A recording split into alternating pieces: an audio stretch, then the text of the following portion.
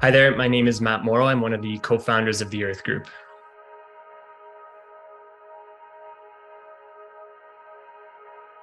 So Corey, my business partner, and I, we were both born and raised here in Edmonton. We grew up going on ski trips and playing hockey and lived, what we thought was a total normal existence. Never went to bed hungry, never went to school hungry. And we're very lucky to do some travel at a young age and get outside of Canada's borders and very quickly realize just how lucky we are to have been born into the part of the world that we were. So Corey and I both just kind of had this desire to find a way to address some of that inequality in the world. We were working together in a ski shop at the time. Corey had been coming up with this concept of starting a company and sending profits back to an agency that would address poverty in the world. And I begged him for a job for those first few months, and finally he got busy enough that needed some help. And those very early days, our very first product was Earth Water. And the whole concept was we would sell bottled water and use some of the profits to fund water aid projects for people in the world who needed it most.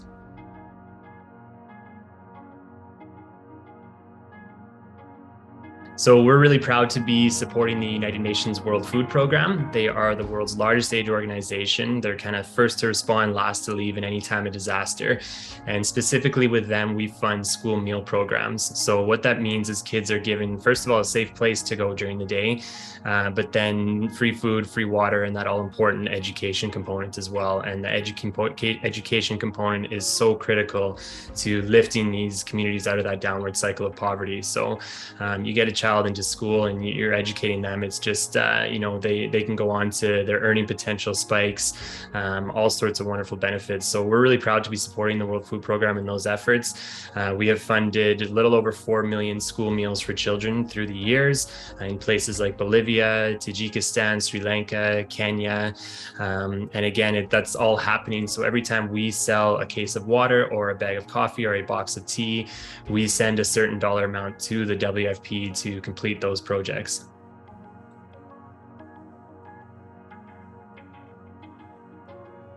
We made the decision about 2 years ago to begin a switch away from single-use plastic. We're now using a fully reusable, recyclable, resealable aluminum bottle.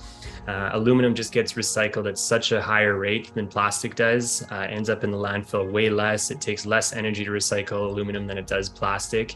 And this can here can actually end up back on the shelf as a new can within 45 days here in Canada. So obviously the single-use plastic issue is enormous.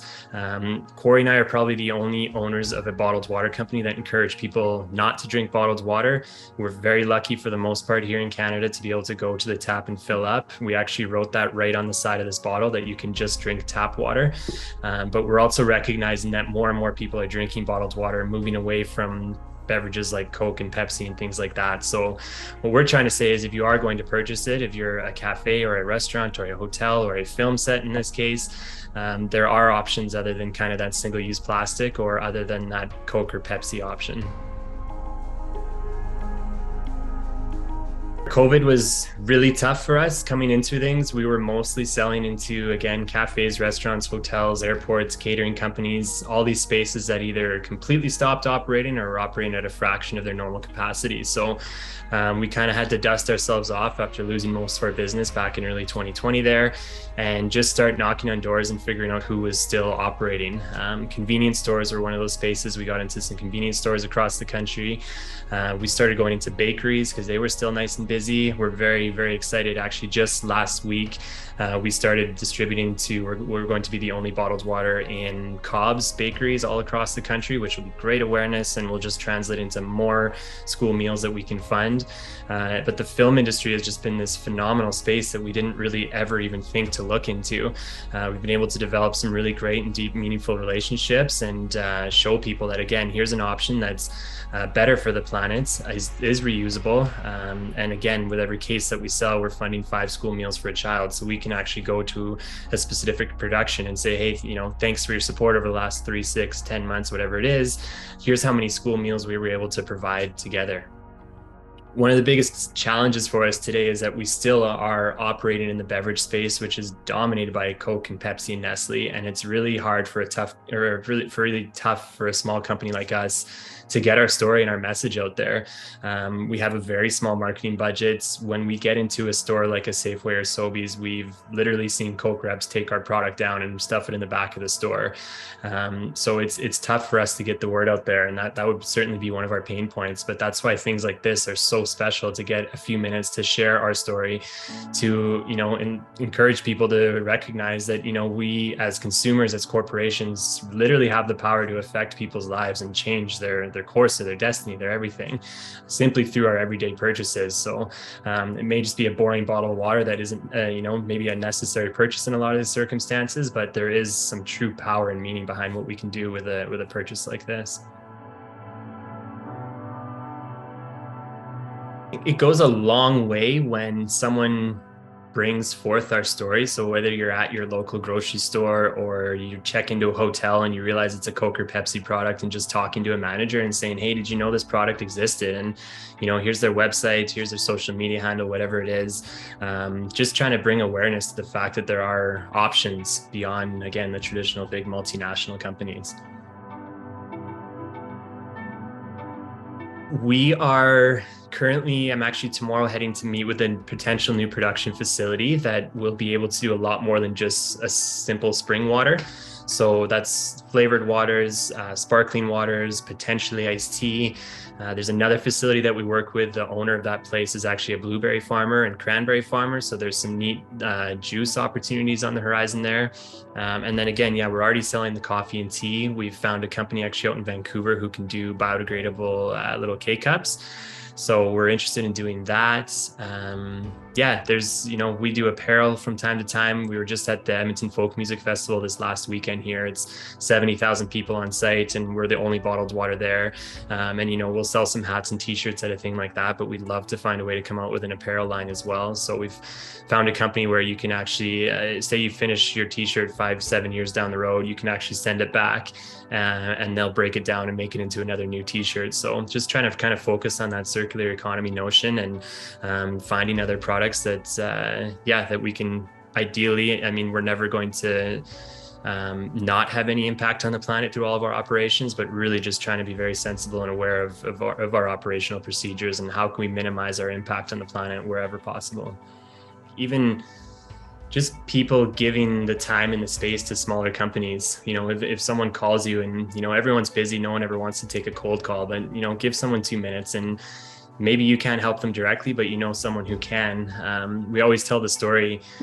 We called IKEA for 4 years, and we went into every one of their stores across the country when we were traveling, and we sent out handwritten notes and gift boxes with samples and got nowhere basically. And finally someone called back and said, okay, I'm getting your voicemails, I'm getting these boxes, what do you want? You've got 2 minutes. And 2 minutes turned into 10 minutes. And we spoke later that week for 45 minutes. And at the end of that call, this wonderful gentleman said, you know what, there might be something here. Why don't you guys come out and meet us? And Corey and I flew out and met with their entire sustainability team, their logistics team, and basically walked out of that meeting with them saying, we want to work with you. We're going to get rid of Nestle water. And fast forward to today, we've been the only water in IKEA for 6 years. We're talking about potentially distributing to some of their other stores across the world.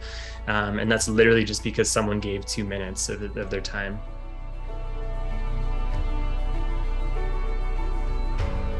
I think there's just no other way. I think there's two sides of it. One being just looking around. I'm very lucky to live close to the river valley here in Edmonton and walk through these beautiful natural spaces that I want my kids to be able to enjoy, and their kids as well. So I think that's kind of the obvious cliche answer, is that we're all trying to protect this planet for future generations wherever we can. The reality is, as a business owner as well, if you're not addressing these things, I don't know how you stay competitive. Maybe you're okay for the next 2 or 5 years, but 10, 20 years down the road, we're a social enterprise. We used to mention that term to buyers at these big chains, and they would just almost laugh us out of the room and say, this is not what business exists for. What do you mean you're giving some of your profits to address a social cause? That's what nonprofits are for. That's what charities do. But now I think as a business, it's going to be just remarkably hard to compete if you don't have that story. So for sure, there's the length and long-term health and viability of our business. We want to be doing this for decades to come, but also just I hope to be able to make my kids proud in any small little way, and protect the beautiful spaces that I was able to grow up in and still enjoy today.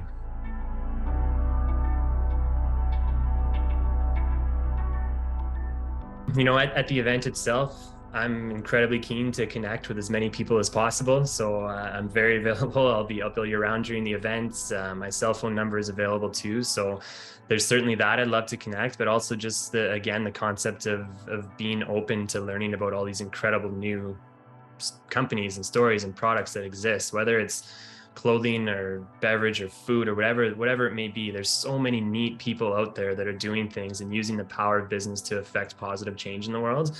And I just hope that we all have an open mind to look at those and figure out if maybe there's some small thing we can incorporate into our homes, into our work life, whatever it may be.